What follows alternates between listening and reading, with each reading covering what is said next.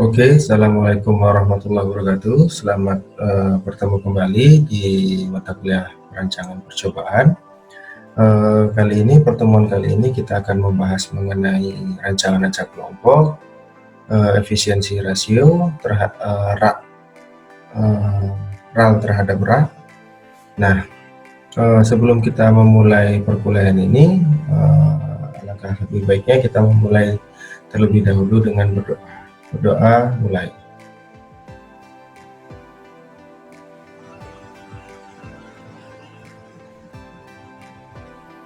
Oke, selesai. Terima kasih. Kita langsung saja masuk pada pembahasan kita yang pertama mengenai rancangan acak kelompok. Nah, jadi apabila adik-adik atau rekan-rekan mahasiswa di sini mengikuti semua video yang tersedia, itu seharusnya tidak akan terlalu sulit untuk memahami mengenai rancangan acak kelompok. Nah, ini adalah bahan yang akan kita gunakan. Oke, kelihatan ya rekan-rekan. Nah, rancangan acak kelompok. Jadi tujuan RA dan faktor yang perlu diperhatikan. Jadi tujuan utama dari RA adalah pengelompokan pada RA adalah membuat keragaman di dalam setiap kelompok minimum dan keragaman antar kelompok dibuat maksimum. Jadi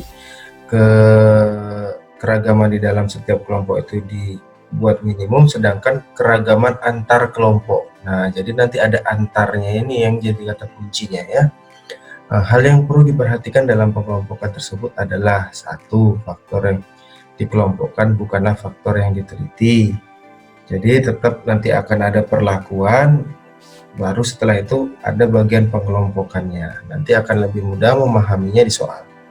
Areal percobaan mempunyai pola keragaman yang dapat diduga sehingga dapat dipilih bentuk petak yang akan diterapkan. Contoh, waktu pengamatan, pagi, siang, sore. Alat yang digunakan, buatan A, buatan B, buatan C. Terus bahan yang digunakan, pupuk pabrik B, pupuk pabrik C. Pengamatan yang mengukur, jadi orangnya. Nah, kalau di jurusan kita di teknologi hasil perikanan, ini dengan mudah kita bisa mengidentifikasinya. Contoh misalnya pengelompokan pemingsanan ikan ya berdasarkan waktunya. Jadi misalnya ketika diinjeksi selama 30 menit ekstrak dari daun seduduh, lalu selama 60 menit sampai dengan 120 menit. Nah, baru dilakukan pengamatan dengan perlakuan ekstrak yang berbeda-beda konsentrasinya. Terus kalau alat yang digunakan, misalnya kita menggunakan di sini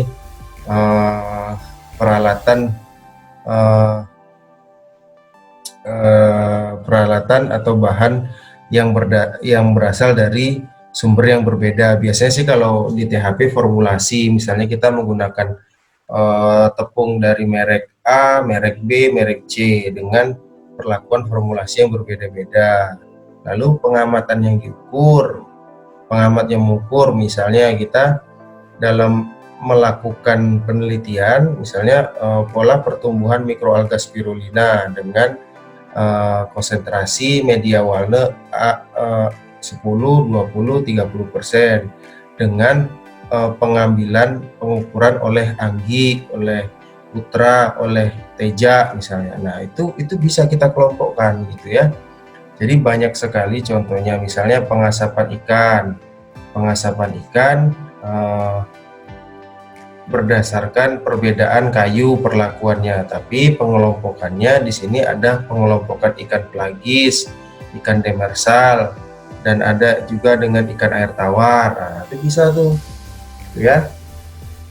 Terus pengacakan tata letak untuk memudahkan memahaminya, misalnya suatu penelitian terdiri dari 6 perlakuan, yaitu perlakuan A, B, C, D, E, F diulang sebanyak 4 kali sehingga terdapat 24 satuan percobaan.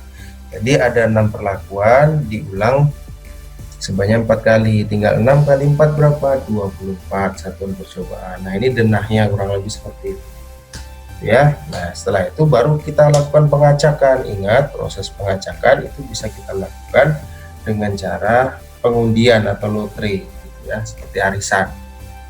Langkah per langkah. Jadi ini prosedur pengacakan. Prosedur pengacakan bisa kita lakukan pengacakan dengan lotre, mungkin lebih mudah ya. Nah, ini model linear aditifnya. Di sini ada nilai tengah umum, tambahan akibat perlakuan ke I, tambahan akibat pengaruh kelompok ke J.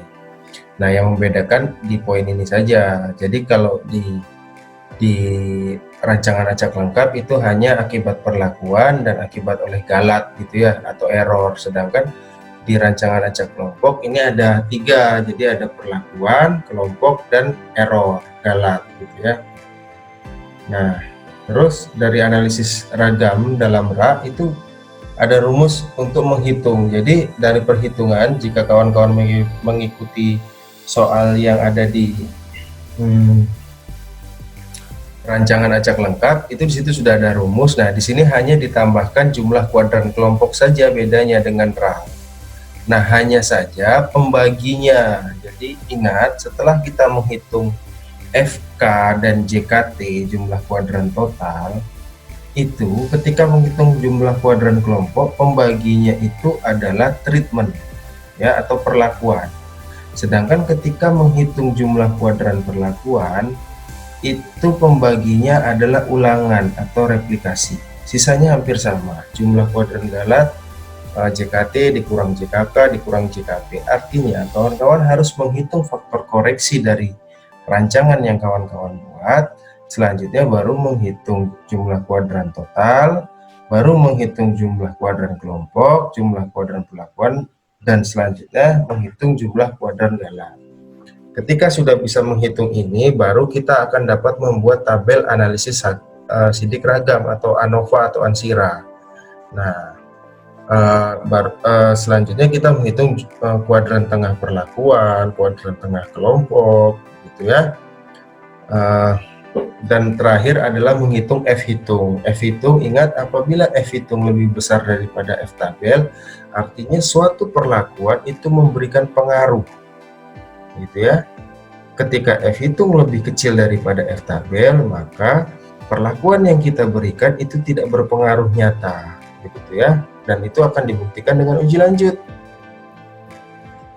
Nah, ini yang tadi untuk menghitung kuadran tengah, kuadran kelompok, dan kuadran galat. Selanjutnya untuk menghitung derajat bebas itu hampir sama. DB kelompok, R dikurang 1. Apabila replikasinya ada 4, 4 kurang 1. Untuk menghitung derajat bebas, perlakuan T dikurang 1 artinya treatment. Nah, sedangkan untuk menghitung derajat bebas galat di sini dalam kurung T dikurang 1 tutup kurung dikali buka kurung R dikurang 1 tutup kurung. Artinya kawan-kawan sederhanakan terlebih dahulu nilai ini, baru kawan-kawan kalikan. Nah, untuk menghitung derajat bebas total, di sini treatment dikali dengan replikasi dibagi 1. Apabila treatmentnya ada 4, replikasinya ada 4, 4 kali 4, 16 dikurangi 1, 15. Gitu ya, sederhana sekali sebetulnya. Nah, ini nanti yang ending dari pembelajaran kita, kawan-kawan harus bisa mengambil tabel analis sidik ragam, lalu menarik sebuah simpulannya gitu ya. Nah, ini adalah simpulannya. Nah, untuk lebih jelasnya kita langsung masuk saja ke soal yang ada di sini. Nah, sebetulnya saya sudah siapkan soalnya di Excel. Kita stop share terlebih dahulu.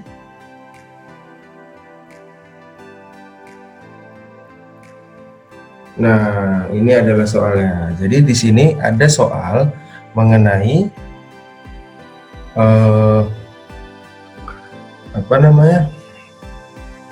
perlakuan dari perbedaan formulasi pembuatan bakso. Di sini ada perlakuan A, perlakuan B, perlakuan C, dan perlakuan D yang diberikan kepada kelompok umur yang berbeda. Ya, ingat ya, ini bisa kita ganti-ganti. Ini bisa jadi di sini adalah waktu, ini kebetulan adalah umur, gitu ya. Bisa di sini adalah merek atau jenis bahan, gitu ya. Nah, jadi ini bakso kira-kira nanti bakso mana yang terbaik ya, yang diuji cobakan pada kelompok umur yang berbeda-beda juga gitu. Nah, jadi tentunya ada pertanyaan, Pak, variabel independennya apa? Nah, kawan-kawan, variabel independen adalah variabel bebas. Variabel bebas di sini adalah perlakuan dan kelompok umur. Itu ya, sedangkan taraf dari variabel independen atau taraf perlakuan itu A, B, C, D. Ya. Nah, variabel terikatnya apa? Variabel terikatnya adalah ini apabila kita umpamakan adalah kandungan protein dari formulasi produk kita, ini adalah kandungan proteinnya, ini adalah variabel terikat. Dia amat tergantung dengan perlakuan kita. Ya. Nah, bagaimana cara menarik hipotesisnya? Ingat tadi di slide sudah disampaikan, ada di slide, bisa dicek di bagian akhir slide. Nah, di sini ada pola pengambilan keputusan. Apabila F hitung lebih kecil dari F tabel 5%, maka diterima H0. Artinya kelompok atau perlakuan tidak memberikan pengaruh nyata. Diberikan tanda TN gitu ya, atau NS, non signifikan. Nah, apabila F hitung lebih besar pada F tabel pada selang kepercayaan 5%, tapi pada selang kepercayaan 1% dia lebih kecil, maka tolak H0, berarti kelompok perlakuan berpengaruh. Diberikan tanda bintang, boleh tanda bintang boleh, atau tanda kali boleh, yang penting pembaca mengerti ya. Ini adalah pola-pola penarikan kesimpulan. Nah, di video kali ini saya tidak akan terlalu rinci membahas mengenai variabel independen, dependen, taraf perlakuan, menarik kesimpulan. Itu sebetulnya sudah dibahas di video-video sebelumnya, makanya saya akan banyak menjelaskan saja.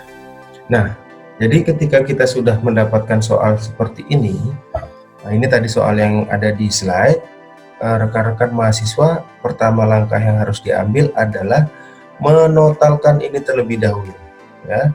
5 ditambah 5 tambah 6 tambah 8, hasilnya adalah 24. Dan selanjutnya juga sama di bagian bawah seperti ini, ditotalkan hasilnya berapa gitu ya.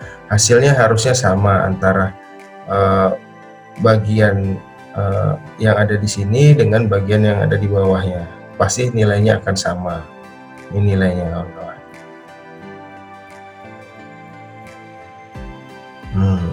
Pasti akan sama hasilnya.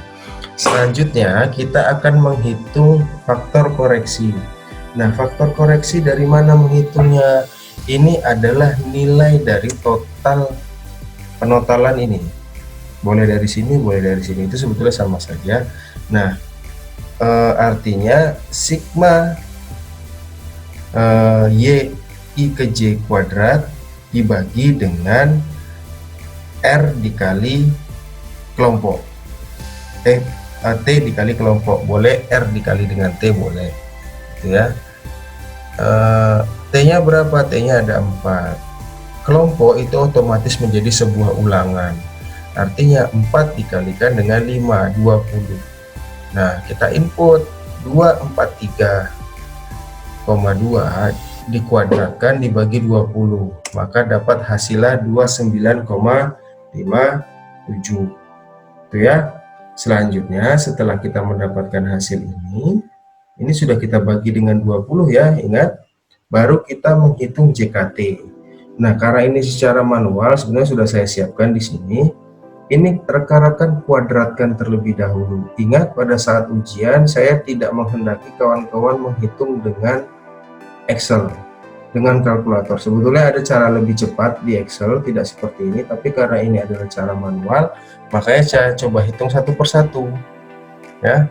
Jadi di sini B3 itu 5 kita kuadratkan, ditambah 5 kita kuadratkan, 6 kita kuadratkan, 8 kita kuadratkan, sampai dengan 23,4 kita kuadratkan.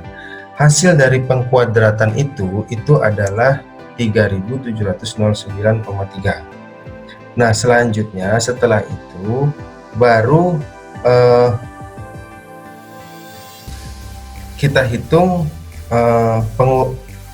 hasil akhirnya. JKT rumusnya nilai perhitungan kuadrat ini lalu kita kurangkan dengan nilai FK, itu ya, sigma dalam kurung YI ke J kuadrat tutup kurung dikurang FK.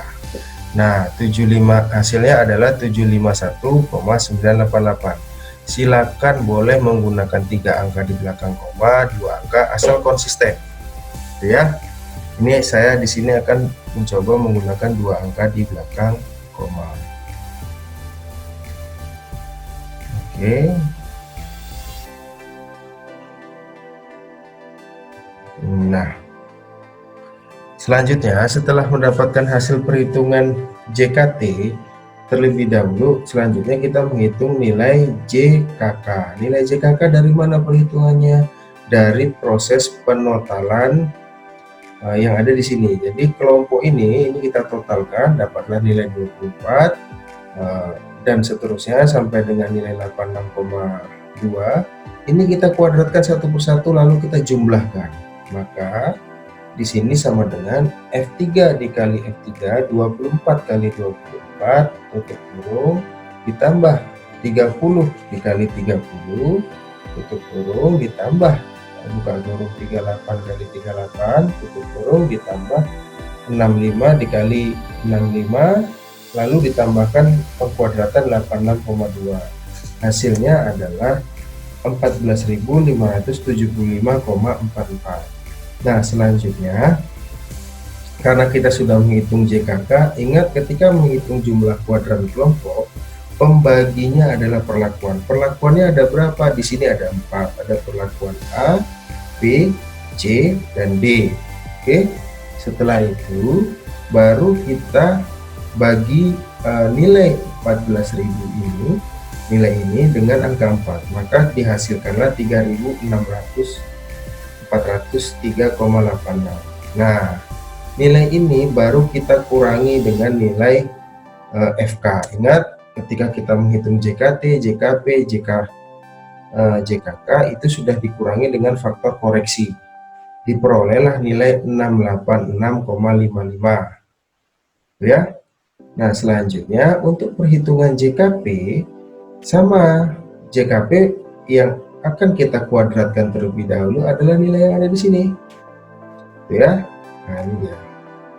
Nah, 50 dikali 50 ditambah 87,5 dikali 5,5 sampai dengan 69 kali ditambahkan 69,4 kali 69,4. Diperolehlah hasil 15.018,30. Lalu baru kita bagi dengan, karena kita menghitung JKP, pembaginya adalah kelompok. Ya. Nah, setelah kita bagi dengan kelompok, lalu kita kurangi dengan nilai FK, hasilnya 46,35. Nah, untuk JKG lebih mudah, cukup JKT dikurang JKP dikurang JKK dikurang JKP, maka dihasilkanlah 9,09. Simpel kan? Nah, jadi ini sebetulnya tinggal kawan-kawan perhatikan saja slide ini atau penjelasan ini di video, itu akan lebih mudah mengikutinya. Nah, setelah itu baru kita buat tabel ANOVA, analisis of varian, atau tabel analisis sidik ragam. Nah, kita input saja JKK, JKP, JKG. Nah, untuk DF ini kenapa nilainya 4? Nah, ini masuk derajat bebas ini. Kelompoknya ada berapa? Replikasi ada 5. 5 dikurang 1 sama dengan 4. Dan seterusnya. Ya, saya tidak mau terlalu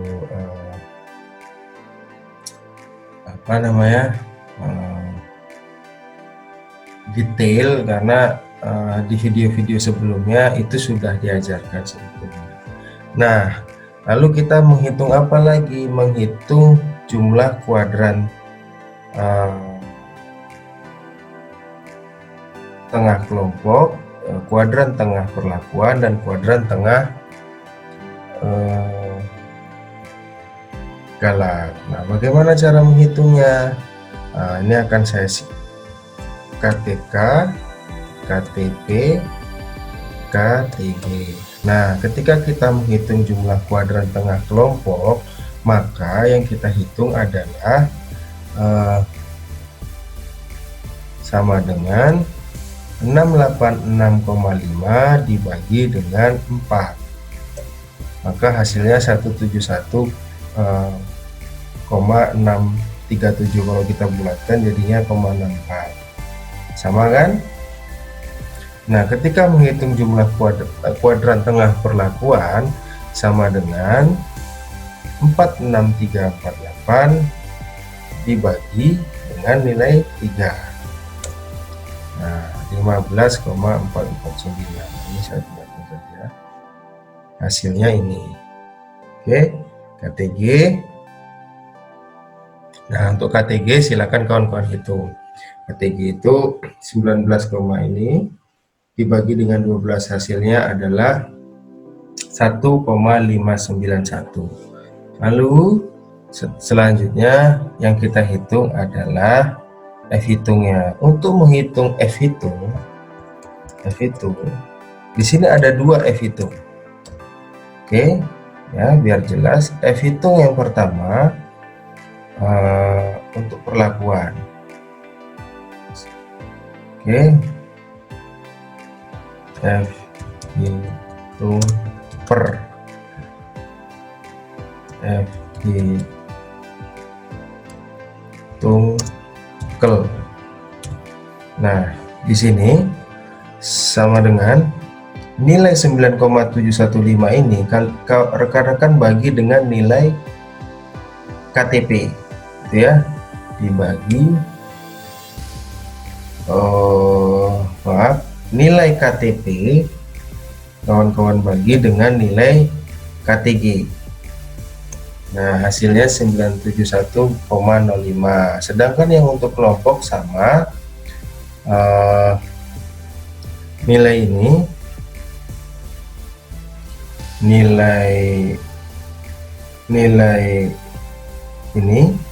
dibagi dengan nilai ini. Nah, oke. Nah, ini kan hasilnya, silakan dicocokkan. Nah, artinya apa? Ini adalah F tabelnya, F grade ini. Nah, F hitung lebih besar daripada F tabel. Artinya perlakuan bakso dengan formulasi atau perlakuan yang berbeda-beda yang diuji cobakan pada kelompok umur yang berbeda-beda ini memberikan pengaruh nyata terhadap nilai kandungan proteinnya, gitu ya. Nah, lalu kita tarik kesimpulan, artinya ada perlakuan yang berpengaruh nyata antara perlakuan perbedaan formulasi dengan kelompok umur, gitu. Nah, setelah tahap ini maka kita melakukan uji lanjut. Nah, mungkin uji lanjut akan saya coba jelaskan di soal menggunakan SPSS. Oke, kita coba buka SPSS.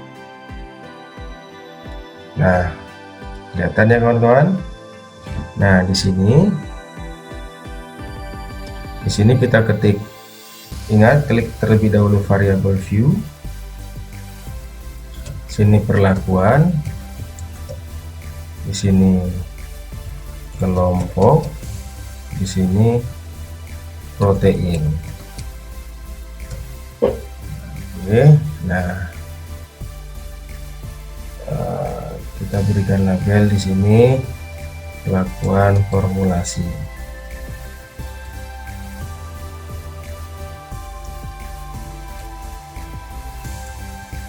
Sedangkan di sini adalah umur. Nah, ini tetap protein. Lalu kita input value-nya. Di sini adalah 1 perlakuan A, add 2 perlakuan B, add 3 perlakuan C, add 4 perlakuan D, add. Oke. Nah, setelah seperti ini lalu kita bisa masuk ke data view. Nah, untuk perlakuan karena kita di sini menggunakan 5 ulangan, Makanya kawan-kawan input seperti ini, 1 1 1 1 1. Oke, artinya ini adalah nanti pada perlakuan pertama pada kelompok pertama dengan perlakuan yang pertama, yaitu A. Nah, sedangkan di sini rekan-rekan boleh input 2 2 2 2 2. Oke, karena ada 5 jangan salah. Lalu di sini 3 3 3 3 3. Di sini 4 4 4 4 4. Nah, ini sesuai dengan banyaknya perlakuan ya. Nah, baru di sini kawan-kawan boleh input. Oke, ini saya desimalnya saya turunkan terlebih dahulu.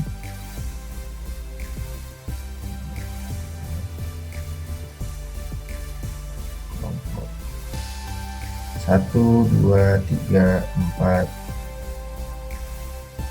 5. Oke, maaf salah.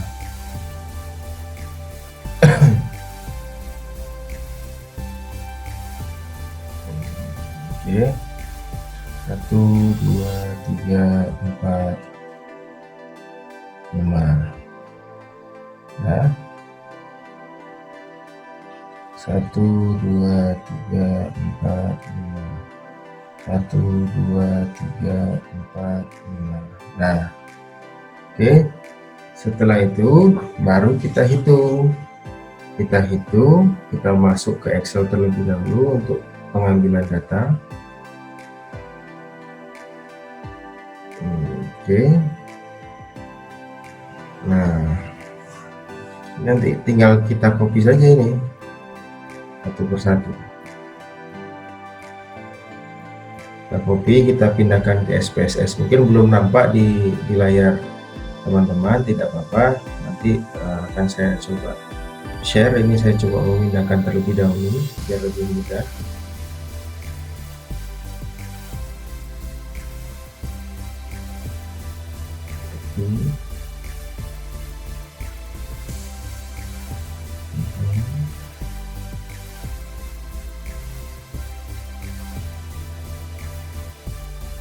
Oke,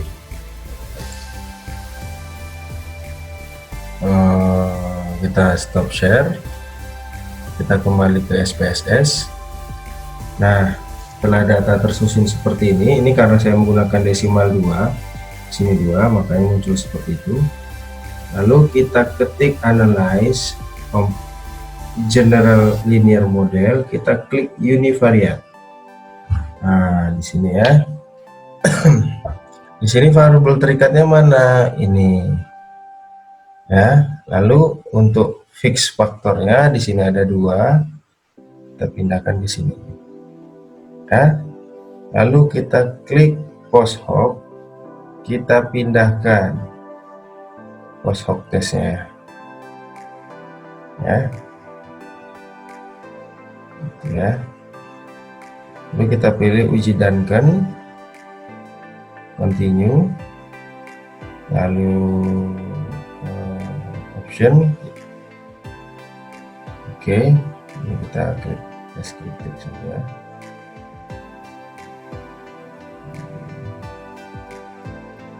Lalu, nah ini tidak langsung kita oke kan kawan-kawan, tapi kita klik paste terlebih dahulu.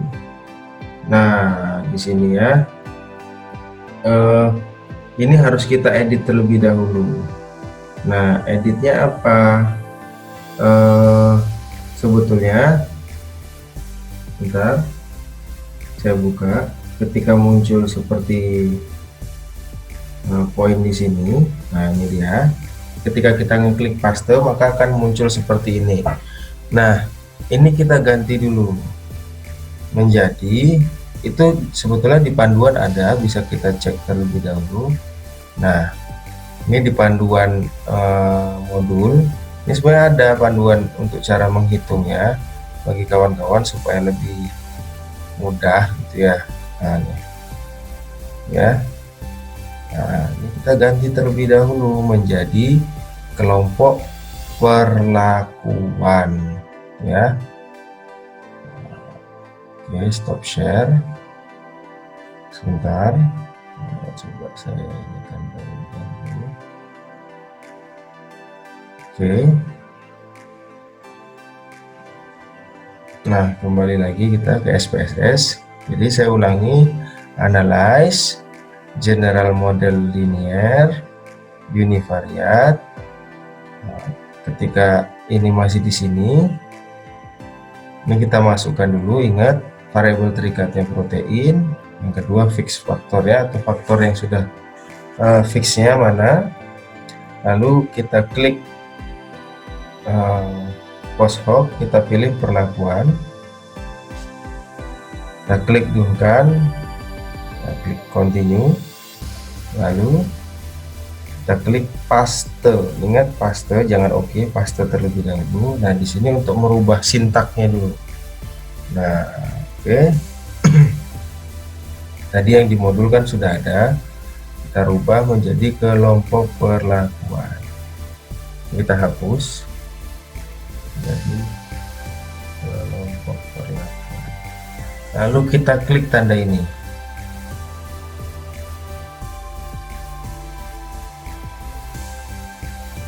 Nah, ya, kita klik, oke, sudah ada hasilnya. Akan coba saya perlihatkan. Nah, ini adalah outputnya. Nah, tadi kelompoknya adalah 107,88, mendekati nilai yang kita hitung secara manual, malah sama. Terus ini 9,7. Nah, sedangkan ini adalah hasil uji lanjutnya. Nah, jadi mana yang paling memberikan pengaruh sebetulnya adalah formulasi pada perlakuan A dan B gitu ya. Ini ketika kita notasikan ini bisa menjadi kodenya A, dan yang C ini adalah BB ya. Nah, oke, sampai sini dulu. Apabila ada yang ditanyakan bisa langsung menanyakan kepada saya melalui email ataupun melalui Instagram saya. Oke, lalu kita akan coba masuk selanjutnya ke materi yang berikutnya mengenai efisiensi rasio. Nah, efisiensi rasio ini gunanya untuk apa sih? Nah, efisiensi rasio ini sebetulnya supaya kita lebih tepat dalam memilih sebuah rancangan. Terkadang kita cenderung lebih memaksakan, oh ini pakai RAL aja, ini pakai RA aja. Nah, ternyata sebetulnya metode perhitungan itu ada gitu. Bagaimana cara menghitung efisiensi rasio itu gitu ya. Efisiensi RA terhadap RAL. Terkadang kita menggunakan RA, ternyata dia tidak efisien, lebih efisiennya menggunakan RAL gitu ya. Nah, oleh sebab itu ya kita harus menukar, bagaimana mengganti bagaimana cara perhitungan datanya gitu ya. Efisiensi rasio di sini ada contoh, langsung menggunakan contoh. Nah, apabila nilai dari hasil perhitungan efisiensi rasionya ini nanti di bawah 100, maka dia RAL itu lebih efektif dibandingkan RA. Nah, itu dia kita akan mendapatkan masukan. Nah, ini adalah apa kawan-kawan? Ini adalah tabel dari ANOVA. Jadi ketika kita menghitung rancangan acak lengkap atau RA, kita akan menginput data ini, data RAL atau data analisis sidik ragam atau ANSIRA. Nah, ketika kita kita ingin menghitung nilai efisiensi rasio, maka kita konversi terlebih dahulu menjadi tabel ANOVA RAL. Ketika tabel ANOVA RAL, ingat perbedaannya, di sini ada kelompok, di sini tidak. Nah, maka nilai galat